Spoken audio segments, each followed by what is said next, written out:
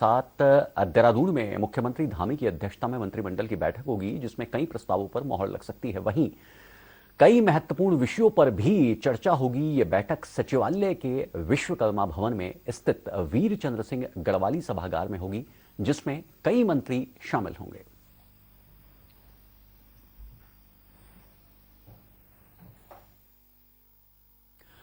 ताजा अपडेट के लिए हमारे साथ जुड़ चुकी हैं ज्योत्सना देहरादून से। ज्योत्सना, आज कैबिनेट की एक विशेष बैठक होने जा रही है। कौन कौन से निर्णय हैं जो उस बैठक के दौरान लिए जा सकते हैं? अनुज, देखिए, कैबिनेट की अहम बैठक में जो सबसे अहम निर्णय की तरफ सबकी नजरें लगी हुई हैं वो है नई आबकारी नीति। 1 अप्रैल से नई आबकारी नीति पर राज्य में आबकारी यानी कि जो दुकानें हैं उनका आवंटन होना है और वो प्रक्रिया मार्च लास्ट से ही शुरू हो जाती है।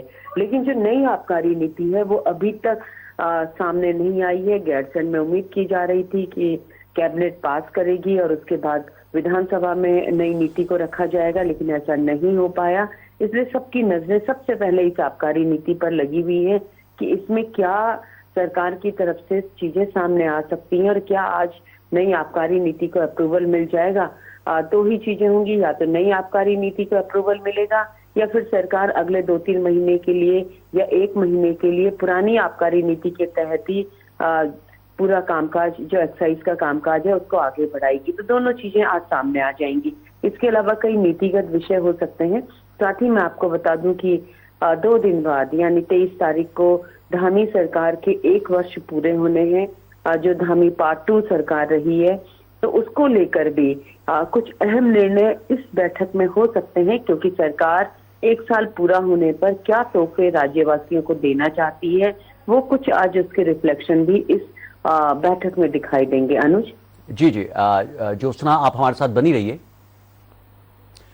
गैरसैंण में बजट के दौरान नौकरशाही के बेलगाम होने का मसला भी काफी छाया रहा।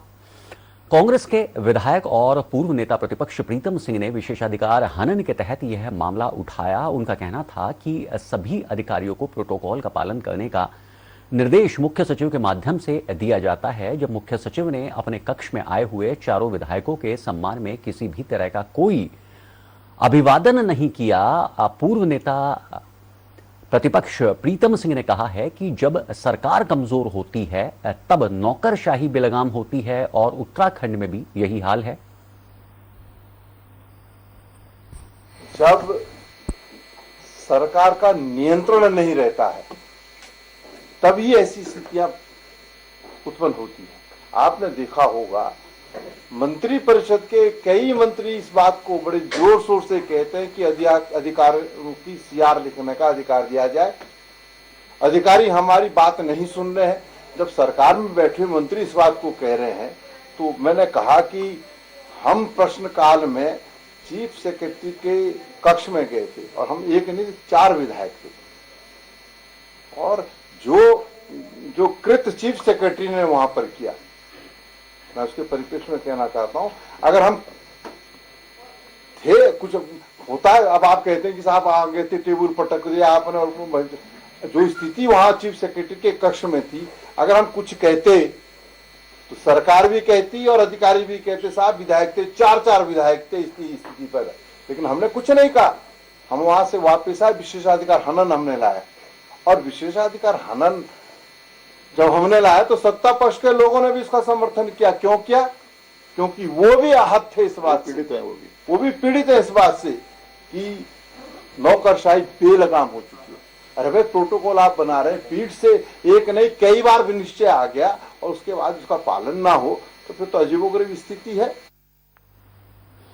देहरादून में बीजेपी जहां एक तरफ प्रेस कॉन्फ्रेंस करके जनता को बजट की उपलब्धियां बता रही है, वहीं नेता प्रतिपक्ष यशपाल आर्या ने अपने वरिष्ठ अधिकारियों के साथ मीडिया से बात करते हुए कहा है कि गैरसैंण में बजट सत्र में कांग्रेस विधानमंडल दल ने उपलब्ध कम समय में विधानसभा के माध्यम से जनता के हर प्रश्न को उठाने की कोशिश की है, लेकिन हर मामले में असंवेदनशील और अनुभवहीन सिद्ध हुई है।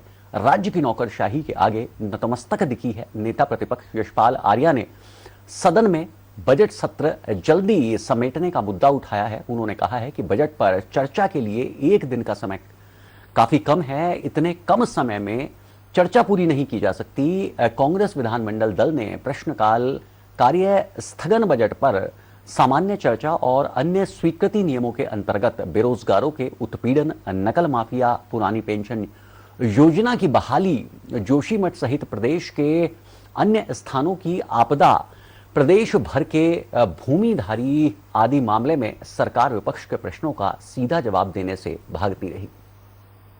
जो वार्षिक बजट प्रस्तुत किया गया है वो उधार में डूबा हुआ बजट है। लगभग 1,00,000 करोड़ का कर्ज राज्य सरकार पर है और इसमें चिकित्सा, स्वास्थ्य और अन्य जो हमारी सिंचाई में कृषि बजट की में कटौती कर दी गई है। कोई व्यवस्था नहीं है। रोजगार के संसाधन कैसे हम जुटाए जाएंगे, स्किल डेवलपमेंट का कोई जिक्र नहीं है। नौजवानों को 22,000 नौजवानों को रोजगार देने की बात करने वाली सरकार ने कोई लक्ष्य निर्धारित नहीं किया है। हमारी मांग थी अंकिता हत्याकांड के में सीबीआई जांच होनी चाहिए। हमारी मांग है कि जो आपका नकल विरोधी कानून लाए हैं उससे पहले हमारी मांग थी कि उसमें सीबीआई इंक्वायरी होनी चाहिए। जो लोग गिरफ्तार हुए हैं जिनके खिलाफ कार्रवाई नहीं हो पा रही है तो सीबीआई जांच होनी चाहिए और उसमें हाईकोर्ट के सिटिंग की जज के माध्यम से जांच होनी चाहिए। ये तमाम हमने बिंदुओं पर सवाल उठाए हैं लेकिन सरकार सुनने को तैयार नहीं है। ज्योत्सना हमारे साथ जुड़ी हुई हैं राजधानी देहरादून से। ज्योत्सना, आप भी पूरे बजट सत्र के दौरान सदन के भीतर ही मौजूद थी। आपको लगा कि वाकई जो बजट पर चर्चा हुई है उसके लिए एक दिन नाकाफी था?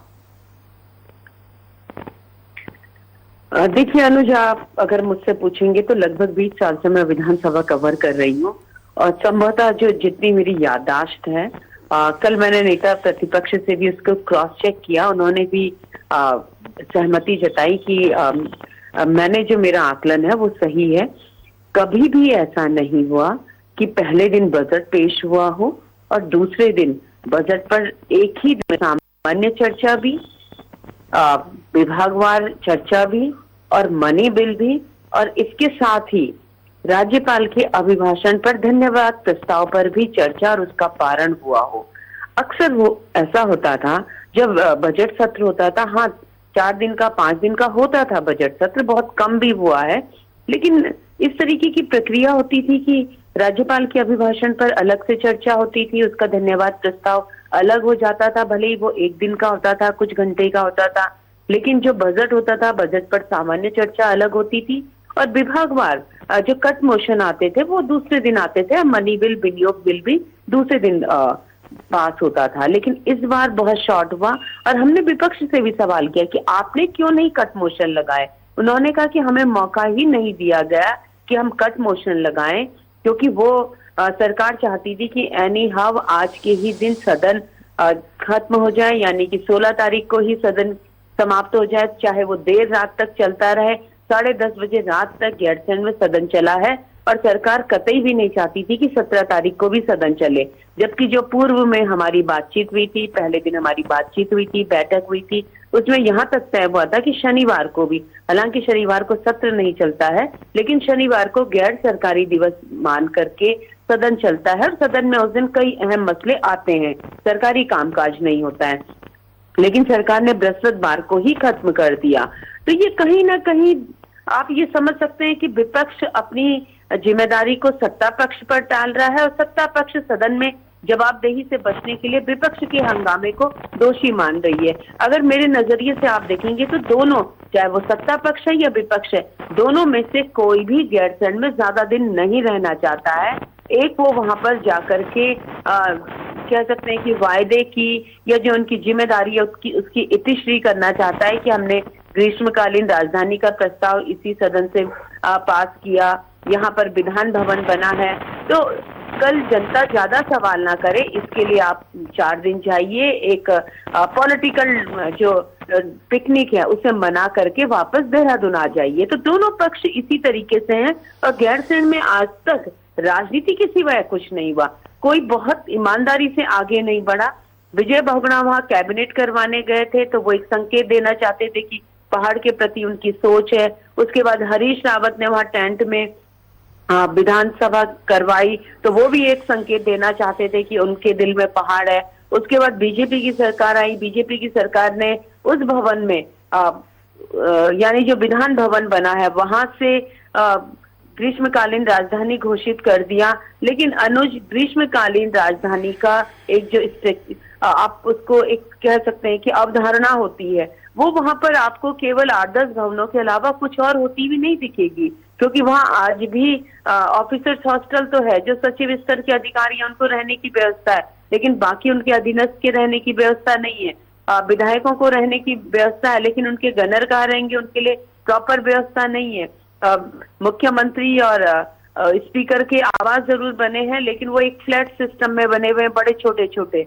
हम लोग अगर कवरेज करने जाते हैं अनुज, तो आप यकीन नहीं करेंगे कि प्रतिदिन पहाड़ की 120 किलोमीटर की जर्नी करते हैं। 60 किलोमीटर हम गैरसैंण भराड़ीसैंण आते हैं और फिर अपना काम खत्म करके वापस रहने के लिए 60 किलोमीटर वापस जाते हैं। तो आप सोचिए कि दुश्वारियां बहुत ज्यादा है। और उससे बड़ी बात है कि गैरसैंण के लिए इस बजट में अलग से कोई प्रावधान अब भी नहीं किया गया, जबकि गैरसैंण ग्रीष्मकालीन राजधानी घोषित है, भाजपा की सरकार है और इस बात को लेकर विपक्ष ने भी कुछ नहीं कहा सदन के अंदर। तो आप समझ सकते हैं कि कहीं ना कहीं दोनों के मत किसी मामले में पर्दे के पीछे एक ही हैं। जी, जो सुना तमाम बातचीत और जानकारी के लिए आपका बहुत बहुत शुक्रिया।